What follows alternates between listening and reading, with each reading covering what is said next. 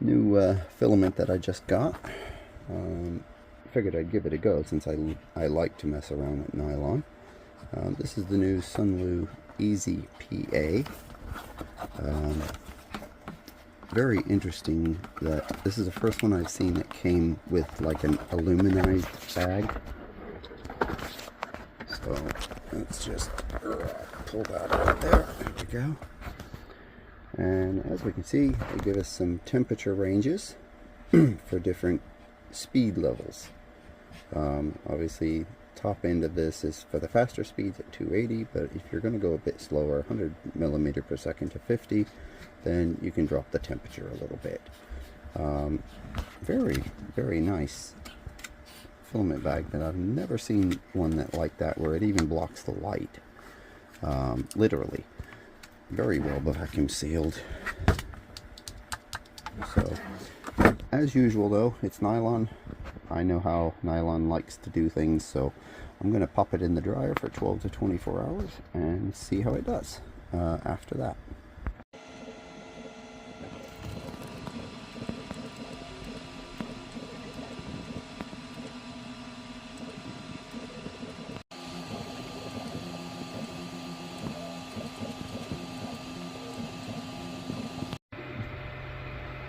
That's much cleaner.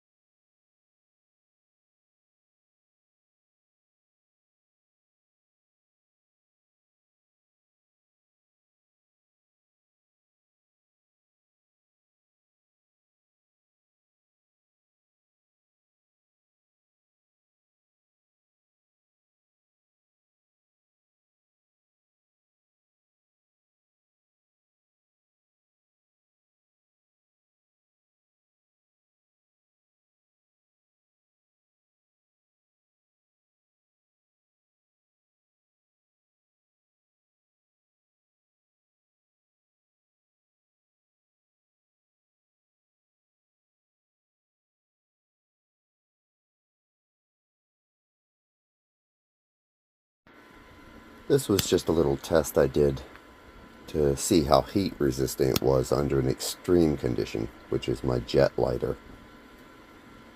As you can see, it's not really deforming or drastically melting.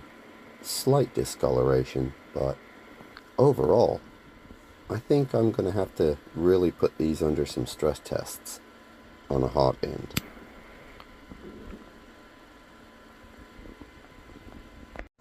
So just to conclude this, I definitely say that the Easy PA from SUNLU is actually something I'm going to start using a bit more for the printers I have that are not yet fully enclosed, because it prints so easily. And I would say that anybody who has an unenclosed printer or one that can't normally reach the temperatures that most nylons require, or the environmental, like an enclosure with at least 45°C average enclosure temperature, I think this would be a great material. And after throwing my little jet lighter at it, this is the part that you saw in that bit, you can actually see it really didn't phase it much. This is actually a mini stealth burner, which I've been looking at a couple of parts on printables and various places that allow, and from a GitHub that was, I think, from Team FDM, that allow you to adapt it for the Voron 2.4 style instead of just the V0, because I'd like to see how that does versus the full stealth burner. And I thought, well, it needs to be heat resistant because the hot end on most of those sit very close to the part cooling nozzles, and it radiates out so widely on the one that I'm using currently, which is the Triangle Labs Dragon. And I've noticed that things that are anywhere nearby it that are even closer than the part cooling nozzles would tend to start to glass over and start to, slowly, anneal, for lack of a better term. And I thought, well, that means heat resistance needs to be absolute. And this little design obviously has a couple of direct part cooling fans, which may give it better airflow, and possibly result in better printing speeds. So it was a little test that I thought, that's a good use for the nylon. Now, obviously it's a little more chemical resistant than other materials, so if you have something that needs to be more temperature resistant, this might be a good solution. The details about it are actually on the Amazon link that I put. I'm definitely going to get more of it because versus some of the other nylons I've seen out there, it's actually cheaper. And yes, I know the argument will be, well, lower printing temperatures means it probably doesn't have some of the same characteristics as, full nylon. And this is true. Some of the other nylons I've used, they require much higher temperatures. They definitely have to have an enclosure or they start to warp while they're printing. And because of that, ultimately means there's probably going to be some mechanical differences, such as, heat deflection on this, from what I've read, is around 120 C.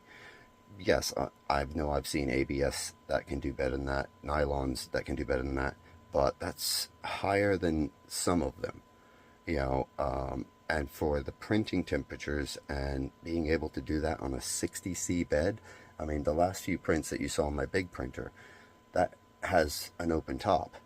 The ones that you saw on the little bedslinger printer, my era one ER-21 or ER-20, and yeah, I had the front door, the enclosure, wide open, so all the cool, very moist air in my office, obviously drooling in, didn't phase it. Perfect adhesion to the first layer. I really couldn't complain. And I thought, you know what? This is the key for anybody who's trying to use nylon for a specific purpose, where they need it for its chemical properties, mechanical properties, maybe a little bit lower on the heat deflection than some of the higher end ones, but it would work. Like one of the parts that I printed that is here, this is one off printables. This is for PTFE, to join two tubes together. Yes, it's big, it's bulky, but this one has actually given me really good results and gripped the tubes very well over distances, which where my dry boxes have to sit in relation to the printers is ideal. And I thought, well, nylon versus PTFE, it's going to grip it a little bit better because it's a similar material, yeah. Plus, this one tends to, seal around it a little bit nicer. That means less chance of air meeting the filament all the way till it gets to the direct drive extruder. So, yeah, that's my little thoughts on SUNLU Easy Peasy, Easy PA, Easy P. Yeah, should call it Easy Peasy because it's that easy to print. I know I sound like I'm raving, but it's the first time I've seen a nylon that printed that easily, that nicely. Be in mind, they did tell me when I fed back to them that certain hot ends will react differently to the materials. So some of them may suddenly think that it's a higher temperature than it is, and it'll start to burn and string, and it'll look like you're printing at too high a temperature if you're printing at slower speeds. I printed at 50 millimeters per second, and on the ER-20 with an H2V2, it was acting like I was printing too hot. I actually had to break out a multimeter with a PT1000 sensor to verify that the printer was actually reporting the temperatures correctly, and it was. And so I fed this back to them, and they said, yes, but it's because different hot ends will cause it to react differently. Because I pointed out that 235 was the ideal temperature because it printed as I would have expected it to look like. It had good layer adhesion, had good first layer adhesion, and it didn't look like it was being burned. And so I said, you know, let's throw this on the big printer. That has the Triangle Labs Dragon, has a bigger melt zone. Let's try the same temperatures, and bang, it just worked. And I'm like, okay. So there is some truth to this. So I learned something new at the same time, that materials will react great in one hot end, but they might act like they're being cooked in another. So possibly dropping your temperature. So a little bit outside of the topic at the same time there, but I hope it was helpful. And I would definitely, like I said, I would encourage that one for anything you want to use nylon on and you don't have the ability to print nylon temperatures. Yeah.